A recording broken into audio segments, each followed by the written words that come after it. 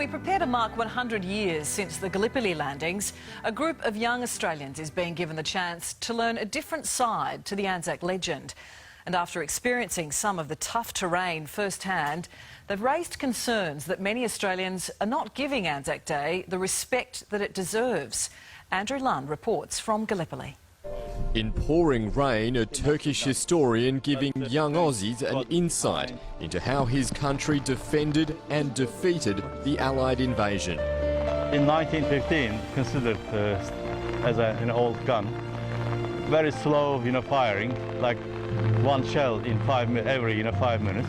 A stop too at the country's main memorial to the Gallipoli campaign, next to the busy shipping lanes that show why the Allies were so keen to control the peninsula. The headstones show the terrible cost.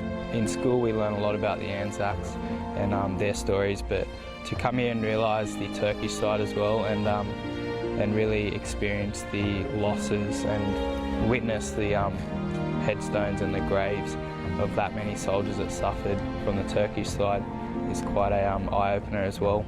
18-year-old Jackson Towns is one of 9 young participants on this year's Mateship Trek, a week-long journey organised by MPs Jason Clare and Scott Morrison, exploring some of the stories of the Anzac legend.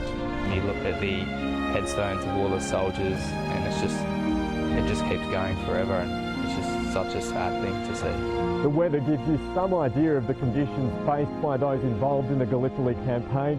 It's cold, wet and the ground is very muddy, adding the threat of gunfire, shrapnel and disease, and you can imagine it would have been hell. Thankfully, sunny days have allowed the group to retrace the Anzac steps, up steep hillsides and through thick scrub, visiting many of the cemeteries that dot the landscape. We're standing on 620 unidentified bodies. Profoundly moving experiences, prompting discussion and reflection on issues including how Anzac Day should be marked. I just hope that people, especially back home in Australia, gain an understanding that we're not celebrating Anzac Day, we are commemorating, and the distinct difference. Some worry the meaning is being lost. It should be a day to commemorate and reflect on what this battle was, not to celebrate. It's nothing to celebrate, it's something to reflect on. And as the nation prepares to mark the 100th anniversary of the ill-fated Gallipoli landings, there's still plenty of lessons for young Australians to learn. They're not too different to those men 100 years ago. They just live a much more fortunate life today than those men did here, especially those men who lost their lives.